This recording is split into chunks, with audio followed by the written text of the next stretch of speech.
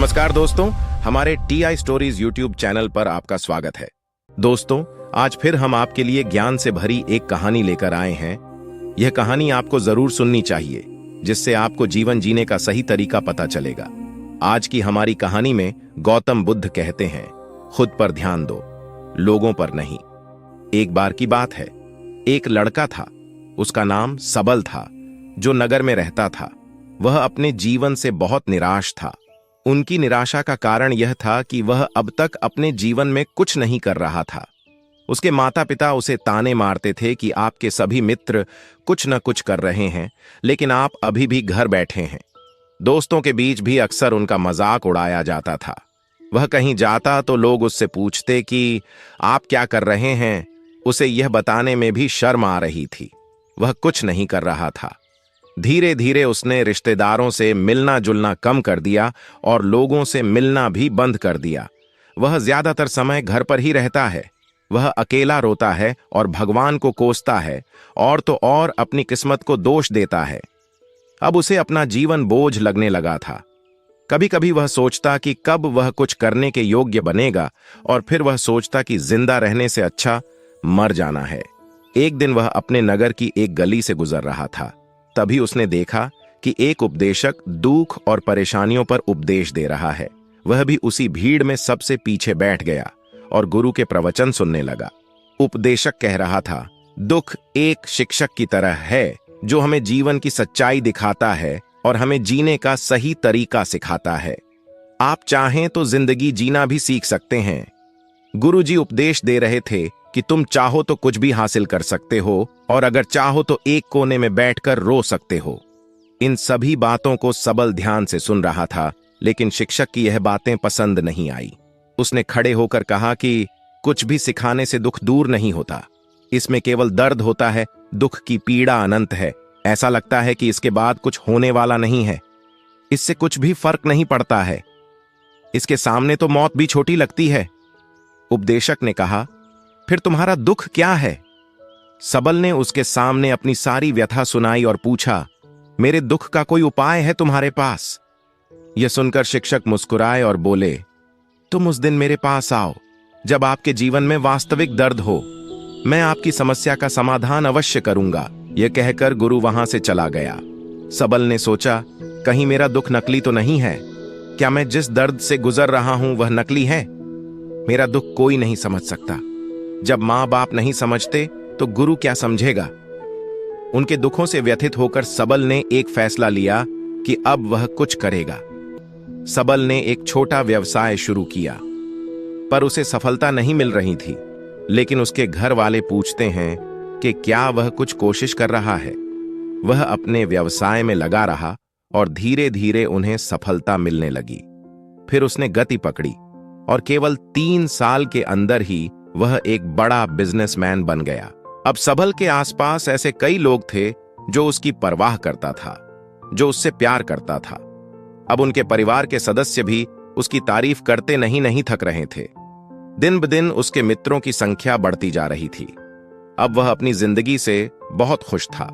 उनके कुछ दोस्तों ने उन्हें सलाह दी कि जब आप एक बड़ा बिजनेसमैन बनकर बहुत खुश हैं, तो सोचिए आपको कितनी खुशी होगी अगर आप इस शहर और इस राज्य के सबसे बड़े बिजनेसमैन बन जाते हैं।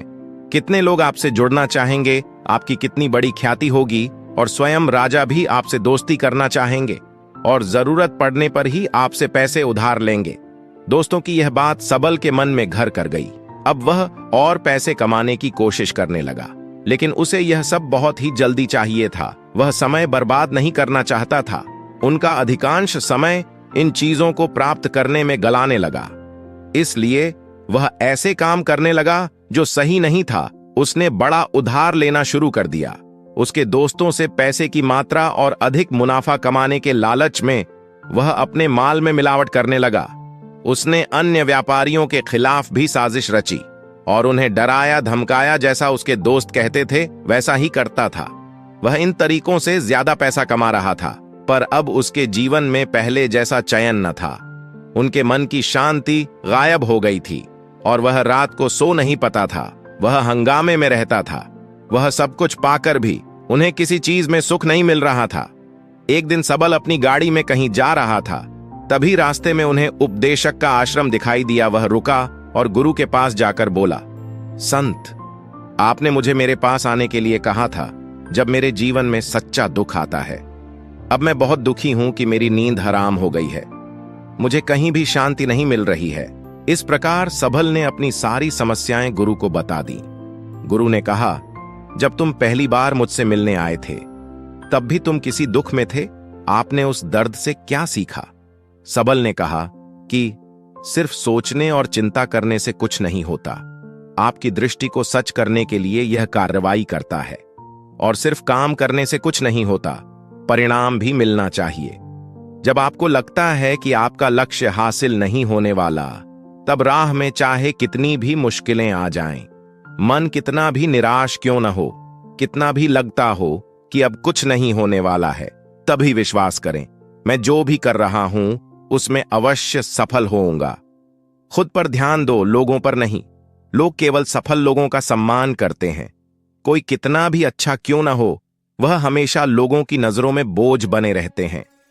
यह सब सुनकर उपदेशक मुस्कुराया और बोला, जब आपके पास है तो यह वास्तविक दुख नहीं है। अपने जीवन में वास्तविक दुख आए तब मेरे पास आओ, मैं उसे ठीक कर दूंगा। सबल ने जाते समय साधु को सोने के सिक्कों से भरा घड़ा भेंट किया। घड़े को देखकर गुरु ने कहा कि यह मेरे किसी काम का नहीं है, उस पेड़ के नीचे गड्ढा खोदकर गाड़ दो। सबल ने घड़े को पेड़ के नीचे दबा दिया, जैसा कि गुरु ने बताया, और वहां से चला गया। कुछ दिनों से कारोबार ठीक चल रहा था, लेकिन व्यापार के गलत तरीके के कारण धीरे धीरे उसे व्यापार में घाटा होने लगा।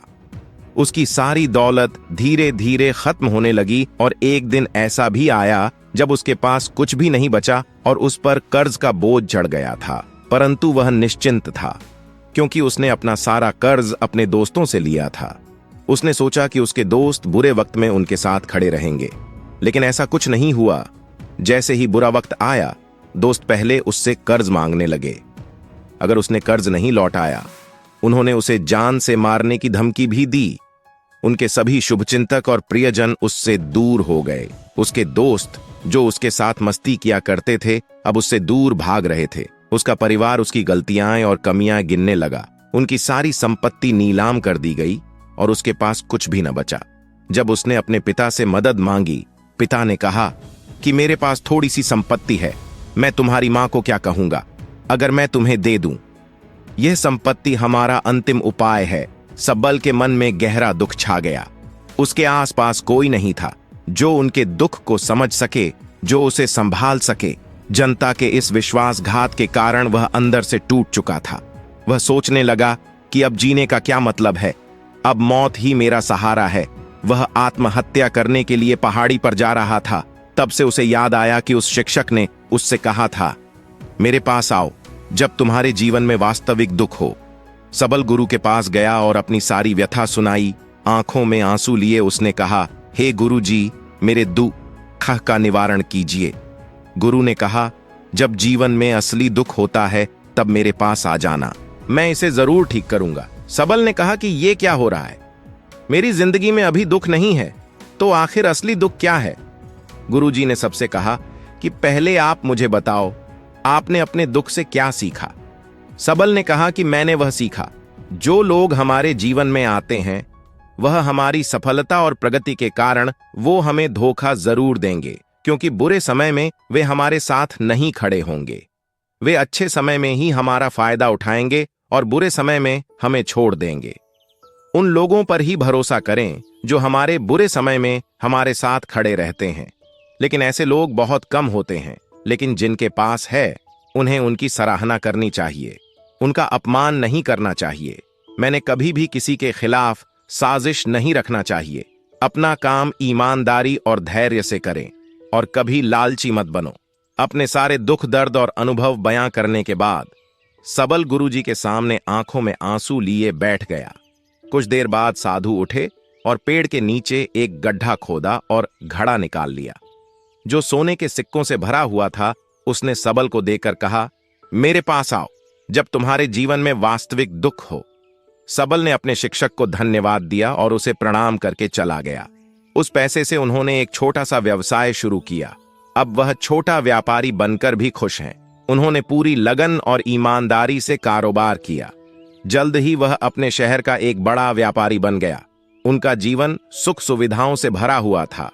लेकिन कोई कितना भी अच्छा क्यों ना हो, लेकिन जीवन में दुख आता है तो सबल के जीवन में भी दुख आते थे। अपने माता पिता की मृत्यु के रूप में वे दोनों एक ही दिन मर गए। सबल अपने माता पिता से बहुत प्यार करता था, इसलिए उनके निधन से उन्हें गहरा सदमा लगा। वह शवों को ले गया, दोनों को श्मशान घाट ले गया, जहां अंतिम संस्कार किया गया। वहां उसने अपने माता पिता का शव जलता हुआ देखा तो उनका मन बेचैन हो उठा। उसके मन में कई सवाल उठने लगे। वह घर वापस आ गया, इसलिए उसने अपने माता पिता के घर और संपत्ति को देखा, जिसके लिए उनके पिता हमेशा लड़ते रहे। आज जो छूटा पड़ा है, जिन्होंने इसकी देखभाल की, इसके लिए लड़ने वाले इस दुनिया से चले गए। उसके पिता ने जो कुछ कमाया वह सब यहीं रह गया। एक दिन पहले तक उसके पिता मारपीट करते थे किसी के साथ उसकी संपत्ति के लिए। आज वो खुद इस दुनिया से चले गए। उसका मन ऐसे अनेक विचारों के बवंडर में था। वह अंदर से अकेला और डरा हुआ महसूस कर रहा था। वह खाली महसूस कर रहा था। उसे लगा कि कुछ है, वह समझ नहीं सका। इसलिए वह गुरु के पास गया। उसे देखकर गुरुजी ने कहा, क्या जीवन में कोई दुख है? सबल ने कहा, वैसे तो जीवन में कोई दुख नहीं है, सब कुछ अच्छा चल रहा है, लेकिन आज मेरे माता पिता का देहांत हो गया है। मैं इस घटना से बेहद दुखी और परेशान हूं। गुरुजी ने कहा, इसमें दुखी होने की क्या बात है? एक दिन सबके अपनों को मरना है। कोई न कभी जिया है और न कभी रहेगा। एक दिन तुझे भी मरना है। शायद तुम कल ही मर जाओगे, या आप आज भी मर सकते हो। सबल ने कहा, क्या कह रहे हो गुरु जी? मैं भी मर जाऊंगा, लेकिन मैं अभी जवान हूं। गुरु ने कहा कि सब जी रहे हैं इस भ्रम में कि मृत्यु केवल दूसरों को आती है, बड़ों के पास ही आती है। लेकिन जवान और बूढ़े मर जाते हैं, बच्चे मर जाते हैं। मौत का उम्र से कोई लेना देना नहीं है। यह सभी को प्रभावित करता है। मास्टर जी की ये बातें सबल के मन में घर कर गईं और वह चुपचाप चला गया। लेकिन उसका मन अभी भी बेचैन था। वह खाली महसूस कर रहा था। वह सारा दिन अपने बारे में ही सोचता रहा कि वह कौन है, वह इस दुनिया में क्यों आया है, क्या जीवन का लक्ष्य केवल चीजों को खाना और मरना है? ऐसे कई सवाल उसके दिमाग में लगातार उठ रहे थे, लेकिन उन्हें अपने किसी भी सवाल का जवाब नहीं मिल रहा था और उसका दुख दिन ब दिन बढ़ता ही जा रहा था। इसलिए कुछ दिन बाद वह फिर से गुरुजी के पास पहुंचा और बोला, हे स्वामी, मैं बहुत दुखी हूं, क्योंकि मैं यह नहीं जान पा रहा हूं कि मैं कौन हूं और मैं इस दुनिया में क्यों आया। यह सुनकर गुरुजी मुस्कुराए और बोले, आज आपके जीवन में पहली बार सच्चा दुख उत्पन्न हो गया है। यह वास्तव में दुख कहलाने के लायक है। हम नहीं जानते कि हम कौन हैं, हम क्यों आए हैं, क्या करें, कैसे करना है। सबल ने अपने गुरु से कहा कि उसकी दुर्दशा दूर करो। गुरु ने कहा कि हम सभी इंसान हैं, जीवन भर संग्रह करते रहते हैं। सबल ने कहा कि सभी इंसान जीवन भर धन, सम्मान, परिवार, प्रतिष्ठा, मित्र, शत्रु आदि जमा करता है। गुरु ने पूछा, क्या हम एकत्रित की गई चीजों में से कुछ भी अपने साथ ले जा सकते हैं? सबल ने कहा, कोई भी इंसान अपने साथ कुछ भी नहीं ले जा सकता, वह सिर्फ अकेला ही जाता है। मेरे माता पिता भी अपने साथ कुछ भी नहीं लेकर गए। सब कुछ धन संपत्ति वैभव सब कुछ यहां पर छोड़कर गए। शिक्षक ने कहा, अब मेरी बात ध्यान से सुनो। इस संसार में हमें जो संग्रह करना चाहिए वह हम नहीं करते। चीजें हमारे सामने होती हैं, लेकिन हम उन्हें देखने की कोशिश नहीं करते। हमें इस दुनिया में जो कुछ भी इकट्ठा करना है वह हम खुद हैं। हमें खुद को जुटाना होगा ताकि जब हम मरें तो हम एकजुट हो सकें। और खुद को पहचानने में सक्षम होने के लिए हम अंदर बटे हुए हैं। हम प्यार, नफरत, गुस्सा, ईर्ष्या में बंटे हुए हैं। क्रूरता, धन, स्थिति, प्रतिष्ठा, सम्मान, पहचान, धर्म, जाति, सैकड़ों हजारों ऐसी चीजों और इच्छाओं में हम विभाजित हैं और टुकड़ों में जीवन जी रहे हैं। इस विभाजन के कारण हमारी चेतना कभी एक नहीं हो सकती। हमारी चेतना शक्ति बिखरी हुई है, इसलिए हमारे पास इतना समय नहीं है इतनी ऊर्जा नहीं कि हम मुड़ सकते हैं और अपने भीतर देख सकते हैं। वास्तव में धन, सम्मान और सुविधाओं का अभाव, लोग इसे दुख समझते हैं और जीवन भर के लिए जो दुहाक कहकर रोते रहते हैं और समाधान खोजने का प्रयास करते रहते हैं, उन्हें अपना समाधान कभी नहीं मिलेगा, क्योंकि जिसे लोग दुख कहते हैं वह वास्तविक दुख नहीं है। यह सिर्फ एक आदमी की इच्छा है। उसकी इच्छा कभी पूरी नहीं होती, इसीलिए व्यक्ति को कभी उनके प्रश्नों का समाधान नहीं मिलता। इसलिए इन सब से परे, यदि आप अपने दुखों का अंतिम समाधान चाहते हैं तो सबसे पहले खुद को समेटो। इस दुनिया से अपनी ऊर्जा वापस ले लो और इकट्ठा करो। अपने आप पर ध्यान केंद्रित करो, स्वयं पर ध्यान दो। अपने मृत्यु से पहले अपने आप को जानने की कोशिश करो, बिखरो मत। सबल ने कहा, तो गुरुजी, क्या हम इस संसार को छोड़ दें? हमारी सभी इच्छाओं को मार देना चाहिए। किसी से प्रेम नहीं करना चाहिए, धन संग्रह नहीं करना चाहिए, सम्मान की आशा छोड़ देनी चाहिए। शिक्षक ने कहा कि भावनाओं और इच्छाओं ऐसे बिखरे हुए मनुष्य में से निकल आओ, जैसे कोई पत्थर पहाड़ से गिरे जिस पर पर्वत का कोई वश नहीं है। सिवाय देखने के परेशान होना और कुछ खोना, वैसे ही बिखरे हुए मनुष्य की इच्छाएं बेकाबू और दर्दनाक हैं। उसका अनियंत्रित मन इच्छा करता रहता है और कल्पना करता रहता है, और यह दुख देता है। लेकिन जब एक व्यक्ति अपने मन को एकत्र करता है तो वह जो कुछ भी करता है वह उसके नियंत्रण में होता है। फिर उसकी इच्छा से इच्छाएं भी उत्पन्न होती हैं। सबल ने कहा कि आपने मेरे असली दुख का समाधान कर दिया। आपका बहुत बहुत धन्यवाद। अब से मैं खुद को समेटने, खुद को तराशने की कोशिश करूंगा। गुरुजी ने कहा कि मानव शरीर में बहुत ऊर्जा और शक्ति है, लेकिन यह फालतू के कामों में बटा हुआ है, बेकार की बातों में लगा हुआ है। यह एक बहुत ही शक्तिशाली मशीन की तरह है, एक बच्चे के हाथ में रखा जा रहा है और वह बिना सोचे समझे अपनी शक्ति बर्बाद कर रहा है और बिना किसी नियंत्रण के। इसीलिए इस शक्ति पर ध्यान दें, अपनी चेतना, और इसे इकट्ठा करें। सबल को अपने प्रश्नों का उत्तर मिल गया। उसने अपने गुरु का शुक्रिया अदा किया और चुपचाप चला गया। Thanks for watching. आपको ये वीडियो कैसी लगी कमेंट्स में जरूर बताएं दोस्तों। ऐसी ही और वीडियो देखने के लिए हमारे चैनल को लाइक, शेयर और सब्सक्राइब करें।